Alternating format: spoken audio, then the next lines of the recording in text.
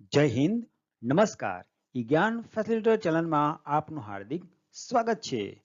Common પ્રવેશ પરીક્ષા ધોરણ 6 અંતર્ગત પ્રથમ ભાગમાં આપણે ફકરા પરથી પ્રશ્નોના જવાબ કેવી રીતે લખવા તેના વિશે સમજ મેળવી હતી.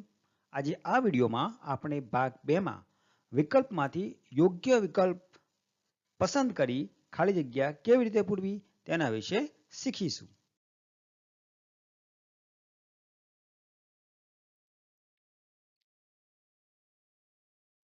He always speaks the truth. આપેલ વાક્યમાંથી ક્રિયાપદ શોધીને લખો. વિદ્યાર્થી મિત્રો, આપણે જે સૂચના આપી છે એ ધ્યાનથી સાંભળવાની અને સમજવાની. He always speaks the truth. વાક્ય પરથી ખબર પડે છે કે આ સાદા વર્તમાનકાળનું વાક્ય છે અને આપણને અહીંયા સૂચનામાં શું કહ્યું છે કે ક્રિયાપદ શોધીને લખો. એટલે આપણે વાક્યમાંથી માત્ર ક્રિયાપદ શોધવાનું છે. ઓપ્શન આપેલા છે ધ, ટ્રુથ, સ્પીક્સ, ઓલવેઝ. અને ક્રિયાપદ તો તમને ખબર જ છે કે જે વાક્યની અંદર ક્રિયા દર્શાવતો હોય એવા શબ્દને ક્રિયાપદ કહેવામાં આવે છે. તો અહીંયા આપણને સ્પીક્સ યાની કે બોલવું એ ક્રિયા દર્શાવતો શબ્દ છે, એટલે અહીંયા સી છે એ સાચો જવાબ છે. નંબર 2, ધ ફ્રૂટ્સ આર ખાલી જગ્યા ધ બાસ્કેટ. ઓપ્શન આપેલ છે ઓન, ઇન, ઓવર અને અંડર. હવે 4 પ્રિપોઝિશન છે. સાચો પ્રિપોઝિશન કયો છે એ આપણે અહીંયા લખવાનું છે. તો ફ્રૂટ્સ એટલે ફળ, બાસ્કેટ એટલે ટોપલી.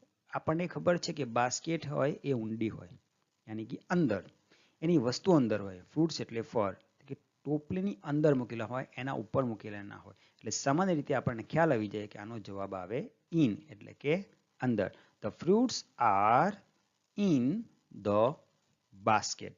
આપણે બ્લેન્ક્સને સારી રીતે સમજીએ તો આપણે સાચો ઓપ્શન પસંદ કરી શકીએ. નંબર 3, રવિવાર.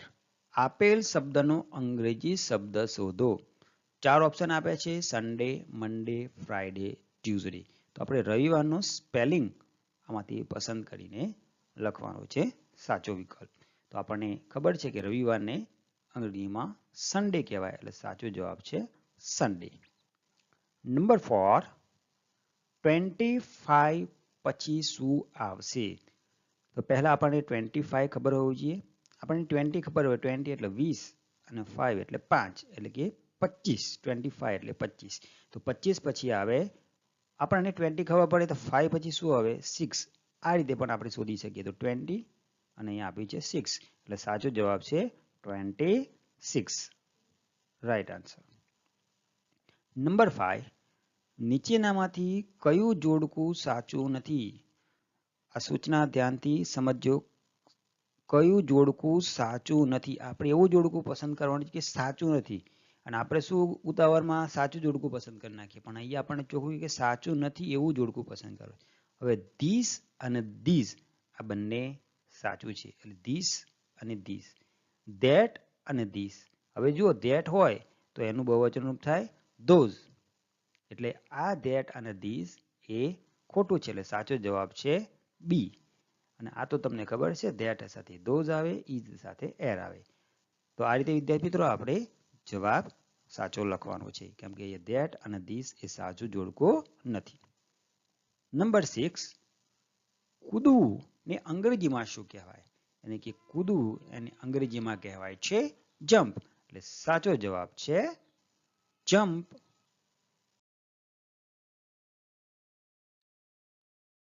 Question number 7, purple. આપેલ શબ્દનો ગુજરાતી અર્થ લખો. એટલે કે પર્પલનો અર્થ લખવાનો છે કે પર્પલને ગુજરાતીમાં શું કહેવાય? અહીંયા 3 ઓપ્શન આપે જંગલી, જાંબલી, જમણું અને લાલ. તો પર્પલને ગુજરાતીમાં જાંબલી કહેવાય છે. પર્પલ એક રંગ છે જેનું નામ જાંબલી છે. Number 8, are the boys go to school? Yes they ખાલી જગ્યા. અહીંયા આપણને ક્વેશ્ચન ટેગ મૂકવાનું છે. તો અહીંયા પૂછે are the boys go to school? શું છોકરાઓ શાળાએ જાય છે? Yes they. હવે આનો જવાબ હવે ઓપ્શનમાં આપ્યું છે આર, હેઝ, આરન્ટ અને ઇઝ.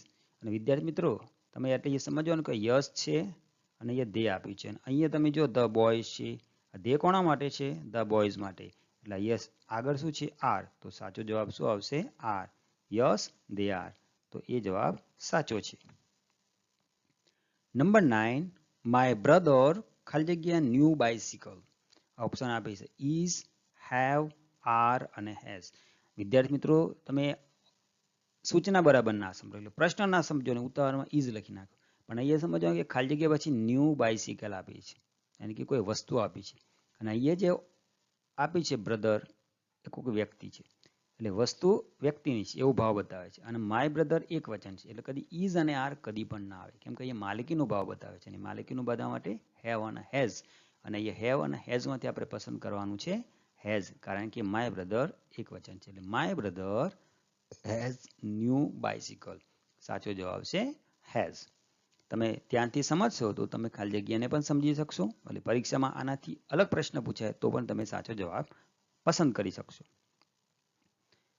નંબર 10, ધેર ખાલી જગ્યા ઇન ધ ક્લાસરૂમ. ધેર ખાલી જગ્યા ઇન ધ ક્લાસરૂમ, વર્ગમાં. અને અહીંયા ધેર આપે છે. ઓપ્શન આપેલા છે benches, are benches, bench, is benches. હવે વિદ્યાર્થી મિત્રો અહીંયા આપ્યું છે કે ધેર ખાલી જગ્યા ઇન ધ ક્લાસરૂમ, તો અહીંયા બેન્ચીસ ઓપ્શન આપ્યું. તો અહીંયા તમે જો ધેર પછી આપણને કોઈ ક્રિયાપદ નથી આપ્યું, સહાયકારક ક્રિયાપદ. એટલે આ બેન્ચ વાળું તો આવે જ નહીં, આ પણ આવે નહીં. હવે આ બંનેમાંથી આપણે પસંદ કરવાનું, ઇઝ બેન્ચીસ અને આર બેન્ચીસ. હવે તમે જો અહીંયા તમે સાહેબ અમે ઇઝ મૂકી દઈએ, પણ તમે અહીં એક વસ્તુ સમજો કે અહીંયા ઈએસ આવ્યું છે. જો ઇઝ આવે તો અહીંયા બહુવચન ના આવે, એટલે આ જવાબ પણ ખોટો છે. અને સાચો જવાબ છે આર બેન્ચીસ. એટલે સાચો વિકલ્પ છે are benches. There are benches in the classroom. આ ચાર ઓપ્શન આ રીતના હશે વિદ્યાર્થીઓ. આપણે ઉતાવળમાં ઇઝ લખીએ, ધેર ઇઝ બેન્ચ, પણ બેન્ચ હોય અને આર છે એટલા માટે જ બેન્ચીસ થાય. ઇઝ સાથે કદી બહુવચન આવે નહીં. 11, પ્રશ્ન નંબર 11, અહીંયા આપણને એક ચિત્ર આપ્યું છે. આકાર ઓળખીને લખો. અને સૂચનામાં કહે છે આકાર ઓળખીને લખો. અને ઓપ્શનમાં આપણે આકારનું નામ આપ્યું છે સ્ક્વેર, ટ્રાયેંગલ, રેક્ટેંગલ અને સર્કલ. અને આકાર જોતા આપણને ખબર પડે છે કે આ એક ચોરસ છે. તો એનો સાચો જવાબ છે સ્ક્વેર. એટલે વિદ્યાર્થી મિત્રો તમારે જે આકાર છે ને એ આકારના સ્પેલિંગ પણ તમારે વાંચી લેવાના રહે છે. નંબર 12, ટ્રાયેંગલ એટલે નીચેનામાંથી કયો આકાર થશે? આપણને 4 ઓપ્શન આપ્યા છે. અને ટ્રાયેંગલ એનું ગુજરાતી તમને ખબર હોય કે ત્રિકોણ, તો તરત જ આપણને સાચો જવાબ મળશે સી. ટ્રાયેંગલ એટલે કે ત્રિકોણ. આ સાચો જવાબ છે. ક્વેશ્ચન નંબર 13, ધજા માટે નીચેનામાંથી કયો સ્પેલિંગ સાચો છે? સાચો સ્પેલિંગ આપણે શોધવાનો છે. શાના માટેનો? ધજા માટેનો. ઓપ્શનમાં આવે છે ફ્લોગ, ફ્લેગ, ફ્લેગા, ફ્લીગ. તો સાચો જવાબ તો છે FLAG, ફ્લેગ. આપણે ટીક કરી દેવાનું. જો આપણે વિદ્યાર્થી મિત્રો ફ્લેગનો સ્પેલિંગ એક એવા નજરમાં નહીં આવ્યો હોય ને તો ભલે સહેલું છે તો પણ ખોટું પડશે.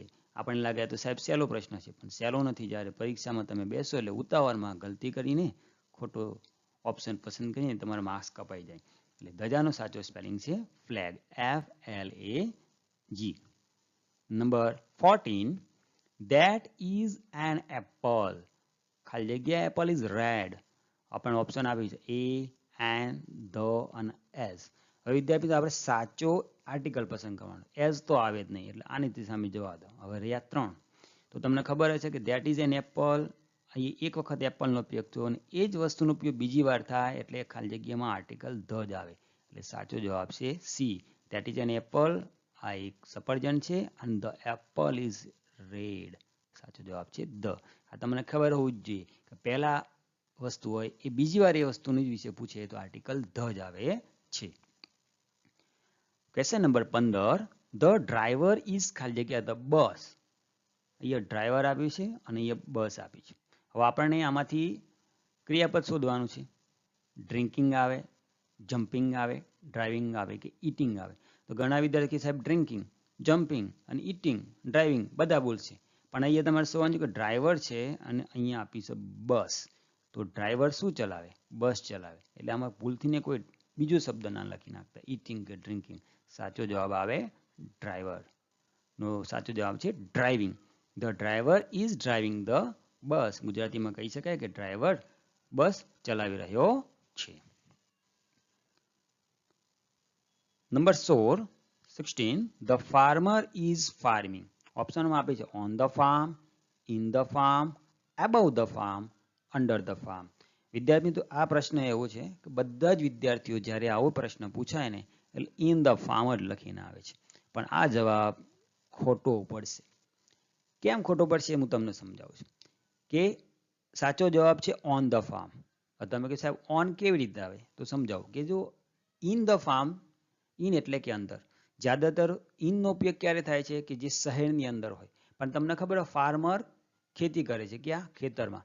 અને જ્યાં ખુલ્લી જગ્યા હોય ને ત્યાં કદી પણ ઇન ના આવે, ત્યાં હંમેશા ઓન આવે. એટલે અહીંયા સાચો જવાબ આવશે ઓન ધ ફાર્મ. એટલે તમારે યાદ રાખવાનું વિદ્યાર્થી મિત્રો કે જ્યાં આવો પ્રશ્ન આવે ત્યાં સમજી લેવાનું કે ખુલ્લી જગ્યાની વાત છે તો તમારે ઓનનો ઉપયોગ કરવાનો, અને શહેરની જેવી વાત હોય, ગામડાની જેવી વાત હોય તો ત્યાં તમારે ઇનનો ઉપયોગ કરવાનો છે. ઇન ધ વિલેજ એટલે કે ગામડામાં એટલે પ્રોપર જગ્યા પર, અને ફાર્મ એટલે ખેતર, ખેતર તો ખુલ્લું હોય, પ્લોટ આખી જમીન ખુલ્લી હોય, એટલા માટે ત્યાં ઓન ધ ફાર્મ આવશે. ઓકે વિદ્યાર્થી મિત્રો. નંબર 17, નીચેનામાંથી જુદો પડતો શબ્દ શોધીને લખો.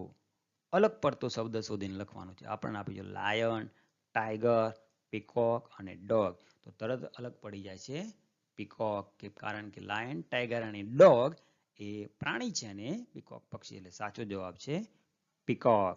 બરાબર, જુદો પડતો શબ્દ હતો, જુદો પડતો શબ્દ છે પીકોક. 18 નંબરનો પ્રશ્ન છે, નીચેનામાંથી કયો શબ્દ ક્રિયાપદ નથી? પ્રશ્ન સમજજો વિદ્યાર્થી મિત્રો, જો પ્રશ્ન નહીં સમજો તો ગલતી કરી બેઠશો. હવે અહીંયા કહ્યું છે ક્રિયાપદ નથી. અહીંયા આપી છે two stand, two fly, to teach અને ટુ ટોય. સ્ટેન્ડ એટલે ઊભા રહેવાની ક્રિયા, ફ્લાય એટલે ઉડવાની, ટીચ એટલે ભણાવવાની, ટોય એટલે રમકડું. તો ટોયમાં ક્રિયા થતી નથી, એટલે સાચો જવાબ છે D. Number 19, vote are you taking a juice? ખાલી જગ્યા ટી. ઓપ્શન આપી છે ફોર, બટ, એન્ડ અને ઓર. તમને ચારેયનો જવાબ ભાષાંતર કરું તો ફોર એટલે ની માટે, બટ એટલે પણ, એન્ડ એટલે અને, ઓર એટલે અથવા. હવે આપણને પૂછ્યું છે પસંદગીમાં તમે એકમાંથી શું લેશો, જ્યુસ અથવા ટી? તો આવું આવે ત્યારે તમારે સમજવાનું કે ત્યાં ઓર આવશે, એટલે સાચો જવાબ છે or. What are you taking a juice or a tea? Number 20 નંબરના પ્રશ્નમાં અ ચાઇલ્ડ ખાલી જગ્યા બાઇસિકલ. બાળક બાઇસિકલ, આ બે છે ને નીચે ખાલી જગ્યા આપી, ખાલી જગ્યા પૂરવાનું છે. ઓપ્શનમાં આપી છે સ્વિમ્સ, રાઇડ્સ, રાઇઝિસ અને ડ્રિંક્સ. અને ચાઇલ્ડ બાઇસિકલ છે એટલે સામાન્ય તરીકે શું કરે, ચલાવે. તો એને ચલાવવાનું આપણને આવડવું જોઈએ રાઇડ્સ, એટલે સાચો જવાબ છે rides. Number 21, I C with my ખાલી જગ્યા આઈઝ, ઇયર્સ, નોઝ કે હેન્ડ્સ. હવે સી એટલે જોવું, એટલે તરત સાચો જવાબ મળી જાય આપણને આઈઝ, હું મારી આંખોથી જોઉં છું. 22 નંબરના પ્રશ્નમાં ધેર ઇઝ ખાલી જગ્યા રેનબો ઇન ખાલી જગ્યા સ્કાય. અહીંયા આપણને ઓપ્શન આપી ધ એન, એ ધ અને ધ એ. તો આ શું સાચો જવાબ શોધવો હોય તો આપણને ખબર ધેર ઇઝ એ રેનબો, આકાશમાં એક મેઘધનુષ્ય, તો અહીંયા આવશે એ ઇન ધ સ્કાય. તો સાચો જવાબ તમને મળી ગયો. સાચો જવાબ છે સી, એ અને ધ. બરાબર, પહેલા આર્ટિકલ એ આવે છે, બીજામાં ધ આવે છે. There is a rainbow in the sky. Question number 23, કેળા આપેલ શબ્દનો અંગ્રેજી શબ્દ શોધો. આપણને આપ્યું છે કેળા. હવે તો કેળા શબ્દનો આપણે અંગ્રેજી શબ્દ શોધવાનો છે, એટલે સ્પેલિંગ લખવાનું છે. બેંગલ્સ, બનાનાસ, એપલ્સ અને ગ્રેપ્સ. સરસ વિદ્યાર્થી મિત્રો, તમને આવડે જ છે. સાચો જવાબ છે બનાનાસ, કેળા. લાસ્ટ ક્વેશ્ચન 24, ખાલી જગ્યા કવિતા ઈટ 10 એપલ્સ. અહીંયા જુઓ ડઝ, ડુ, ડીડ અને ઇઝ આવે છે. અને આમાં વિદ્યાર્થીઓ બહુ ભૂલો કરે છે, કારણ કે સમજતા નથી ને ઉતાવળમાં ઇઝ કે ડીડ મૂકી દે. પણ અહીંયા સમજો, કવિતા ઈટ 10 એપલ્સ, અહીંયા ક્રિયાપદ તમારે જોવાનું, અને મૂળ ક્રિયાપદ હોય એટલે ડુ કે ડઝ આવે. અને હવે બે વસ્તુ જ પસંદ કરે, આ બેને તો પસંદ નથી કરવાની. તો અહીંયા કવિતા ત્રીજો પુરુષ છે એટલે સાચો જવાબ આવશે ડઝ. તો અહીંયા ખાલી જગ્યામાં સાચો જવાબ આવશે does. Does Kavita eat 10 apples. તો આ રીતે વિદ્યાર્થી મિત્રો આપણે યોગ્ય વિકલ્પ પસંદ કરીને ખાલી જગ્યાઓ પૂરવાની હતી. મિત્રો આ વિડીયોમાં તમને સારો ખ્યાલ આવ્યો છે. જો તમે ચેનલ પર પ્રથમવાર આવ્યા હોય તો આ ચેનલને સબસ્ક્રાઇબ કરી વિડીયોને લાઈક અને શેર કરજો અને બેલ આઇકન ચોક્કસ પ્રેસ કરી લેજો, જેથી હું નવા વિડીયો પાર્ટ વાઇઝ મૂકતો જઈશ એવું તમને પ્રથમ મળે. અને ચોક્કસ તમારા મિત્રોને આ ચેનલ્સ વિશે વાત કરજો. ધન્યવાદ.